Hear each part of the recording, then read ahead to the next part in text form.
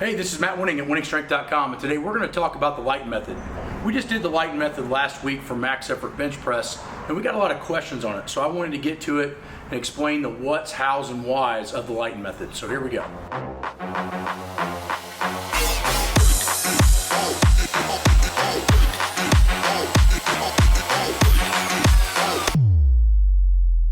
Alright, so the Lightened method is a method in which you take the bands and you tie them from the top of a rack down to the bar versus the traditional way, which would be from the floor or something close to the floor up to the bar. Now, there's a handful of things that this does.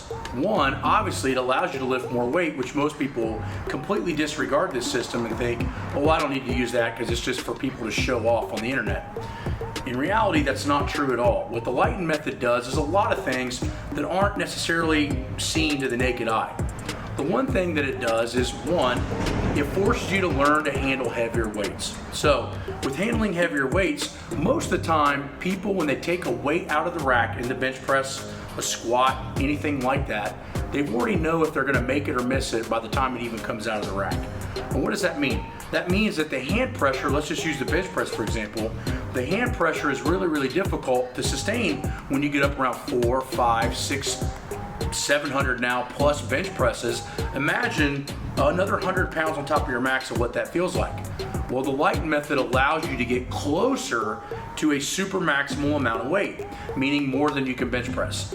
So for instance, last week, as you'll see in this video, I did a 600 pound paused bench press, which I have done in competition before with no band. We did that on Sunday, max effort. Now, what that allowed me to do is at the top, that band is really taking off nothing. It's putting 600 back in my hands. Now, this is what's interesting, is that when you take it out, the body is getting reacclimated to benching 600 pounds, but what the band is doing is on the way down, it's taking tension away from the most precarious and highly injurious positions, which is at the very bottom when everything's stretched. So at the very bottom when everything's torqued, that's when you're most likely to get hurt because everything's in a stretched position. Now, with the Lightened method, again, is teaching you to handle those heavy weights and have better form with weights that would be above what your maximum is right now. Over time, by utilizing in fair amounts or small amounts, the Lightened method allows your central nervous system to accommodate to heavier loading. And that's really what it's designed for. So as we can see, we're going to show how we set up the band. So as you can see, the outside of the band always goes down to the bar. Now the reason we do this is that so every time that you do this, it's absolutely equal.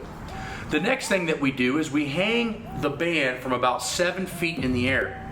Now, where the Lightened method I think got really bastardized was there were a lot of people using very, very tall racks, upwards of 8, 9, 10 foot racks, and they were tying the bands on top of those and then they were hanging them way too low. Well, if you take a blue band from about a 7 foot rack down, it's going to take off roughly about 100 pounds off of the lift.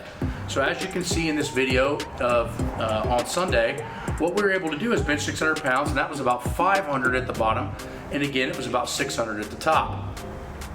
Now, if we took it all the way up to 10 feet high, we would probably be somewhere in the vicinity of a 200 pound takeoff. So then a 600 pound bench would turn into 400, and you would be taking off way too much weight out of the rack. This is what I would call 100% ego lifting. So I've always used a 7 foot height to set up all of my bands. So it doesn't have to be perfect, but get out a tape measure, measure it, and say, okay, we're at around 7 feet. That's where my band tension should be. If you do that, you're gonna be about at the right level. Now, the next thing that you have to realize is how much band should you use?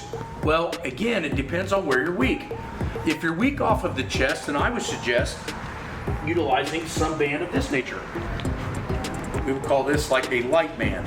So this orange band from Elite FTS would be a great band to utilize off the bottom because it's only probably going to take off about 50 pounds in the hole, okay, which is going to still give you more weight at the top, but it's still giving you most of the weight you have on the bar at the bottom.